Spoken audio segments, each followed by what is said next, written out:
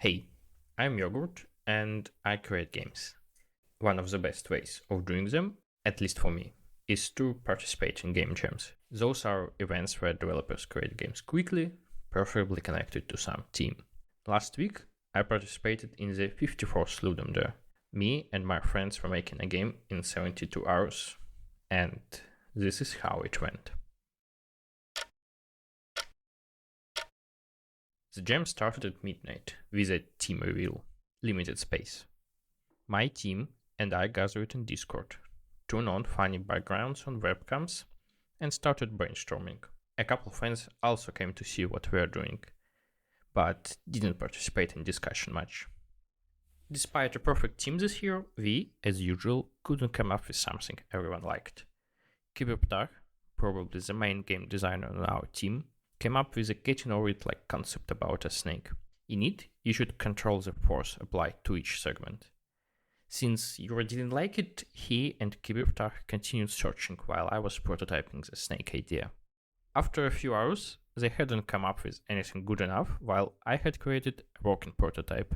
Yura still couldn't see how this would work, but Kibirptar and I just went for this idea, as God didn't bless us with anything better. With that, we all went to sleep. In the morning, we got news from Yura about his upcoming death from an unknown disease, but as it wasn't on his to-do list initially, he decided to visit the doctor to prevent this. That meant we no longer need to argue with anybody about ideas, as he was the only one complaining. I started tweaking the core movement mechanic, and Kibirtar began to write music. Everything was pretty chill. By the end of the day, Pasha, our second artist, who was absent before, finally jumped into the development. At the same time, Yura said the doctor promised he wouldn't die because of this condition, but he still needed some rest. Pasha just drew some concept art which looked great. After some time, I was still improving core movement mechanic to make the game feel good. Kibirptar switched from music making to level design, and with Unity sprite shape, it was basically effortless to make narrow cave looking levels. Yeah, we are those guys who still haven't moved to Godot. We also were experimenting with segment shapes because when you make snake made only of circles, it won't have any friction and would just fly all over the world.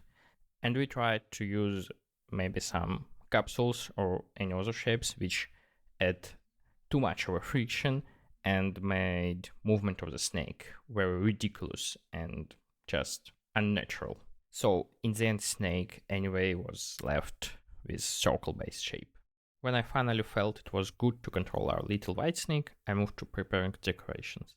Pasha asked if we could make foliage react to snake movement, so I started experimenting. I remember a nice game dev YouTuber Artificial already created a package with shaders for that a while ago. So instead of doing everything myself, I used what was already written. I had to fix few issues, but it ended up fine and was looking well. The second day was super relaxed. I could do whatever I liked and unleash my powers to polish everything. That wasn't my first game jam and not even the second. I had some experience with what a jam game should have and look like. Simple hints or a small tutorial in the beginning was one of those things.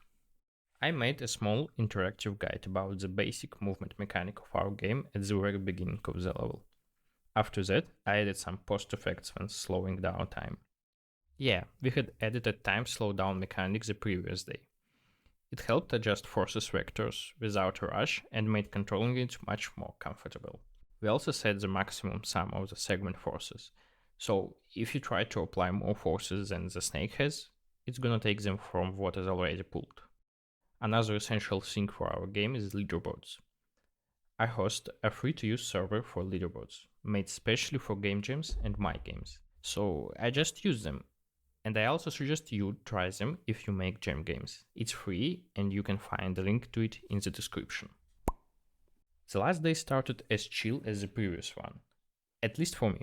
I was adding water with physics, it is broken in the released version anyway, playing with post effects again and adding some menus. But then I realized we were running out of time as half of the level needed to be decorated. If Pasha continued to combine putting decorations with sprite drawing, we weren't gonna finish it on time. We asked him to move to just drawing so I could take over decorating and finish the level. Although, because I'm not very good at it, the last part of the level looks something like this.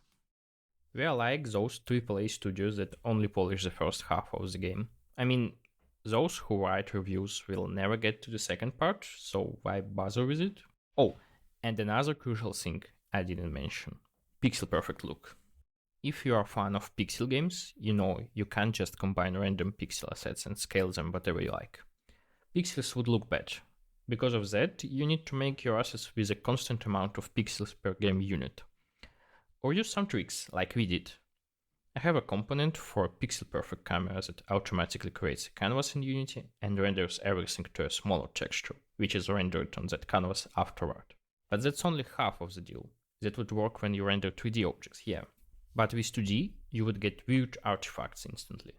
Look at the walls and how bad and flickery they look. To fix it, you need to snap all sprites to virtual screen coordinates. You can do that with shaders, or look into Unity's built-in pixel perfect camera and steal their hacks. Well, not exactly steal. Those are parts of the engine anyway. And after doing this, voila, back to the current timeline. Oh wait, it's finished. While I was talking about pixel cameras, past me had already finished level decorating.